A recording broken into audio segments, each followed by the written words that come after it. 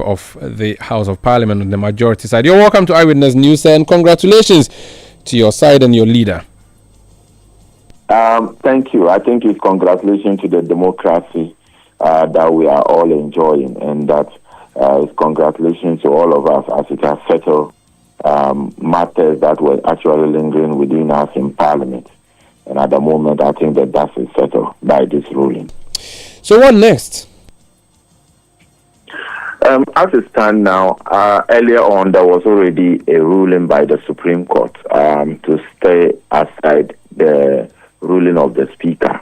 So the status quo remains, and with this clear interpretation of Article 97, G and H, it means that matters have been settled.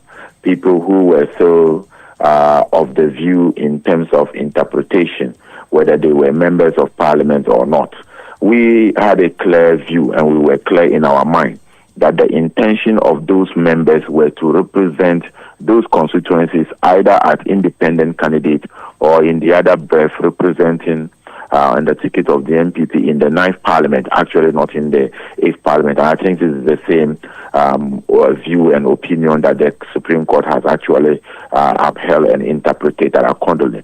So I'm very positive that when we return back to Parliament, everything now is now settled.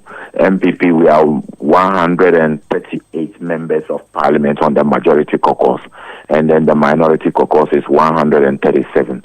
So as usual, when we return to Parliament, we'll continue to build consensus, we'll continue to engage each other, we'll continue to judge or to see how best we'll be able to end the 8th Parliament. Mind you that this 8th Parliament is still alive until the 6th of January 2025.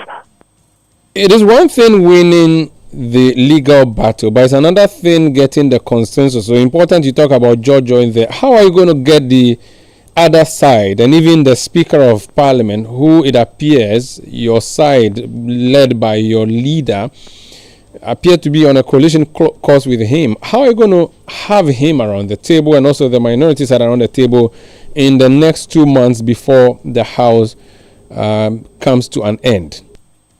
Sandra, if you look at actually what the ruling the Supreme Court made today, I am very positive and convinced in my mind beyond reasonable doubt that the Speaker Babin that I know will respect the decision of the Supreme Court.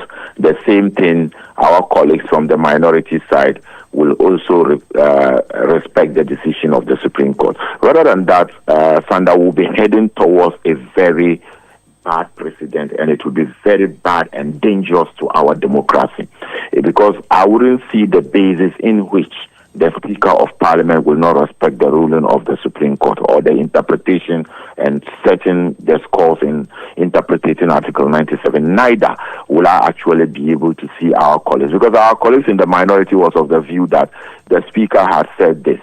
The Speaker also said that this was his understanding. And the right body under the Constitution to interpret the Constitution is the Supreme Court. And the Supreme Court have done that. If we disrespect this, it means that Ghana will have a chaos state. A chaos state in the sense that there are checks and balances, even though there are separation of power. The executive, who is the president, his budget is approved by Parliament. So the president also said that I was elected by the good people of Ghana. For that matter, why should Parliament approve my budget?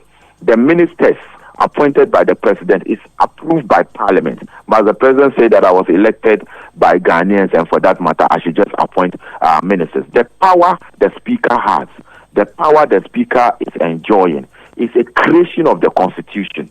The interpretation powers the Supreme Court also has is a creation of the Constitution.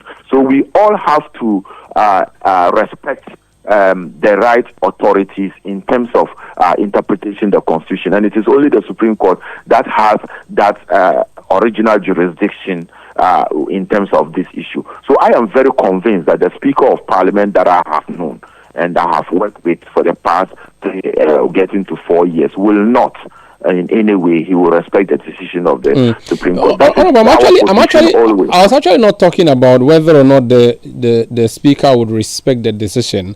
I was saying that it is one thing winning in the law courts, but of course another thing working together. You in the House of Parliament you have a lot of backroom work that you do based on everything you've told us before you come to the floor. I'm saying that considering how charged the atmosphere has been the past few weeks, you have won all right in the court. Of course, the speaker has no option than to respect the Constitution, and for that matter, the Supreme Court, because that would amount to high treason if it doesn't. But how do you get them around the table beyond the decision of the court so you can work together in the interest of the state? That's the question. Yes, Sandra, I know that you've been following parliamentary proceedings and you've actually been monitoring the space when it comes to what matters rising from Parliament.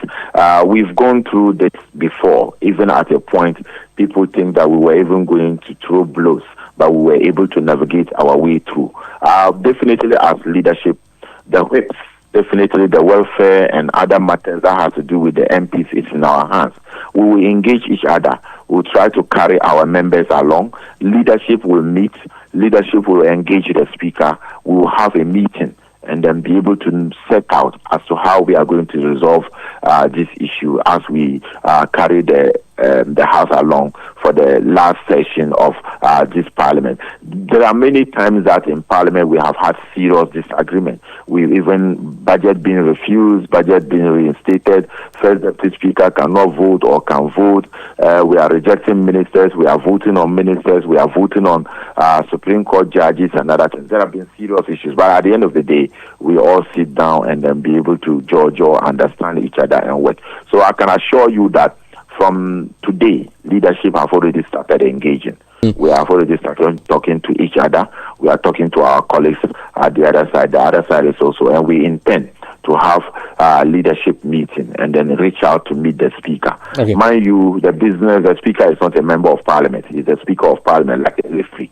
So whatever happens, we need to come together, agree, and go to him. And we are ready from the majority side to engage our colleagues and also to engage the speaker. When are you going to initiate steps to recall the House? Send that one. I'll tell you to watch the space. Thank you so much for speaking to us. That's Honorable Habib Iddrisu. He is First Deputy Majority Whip and NPP MP for Tolong.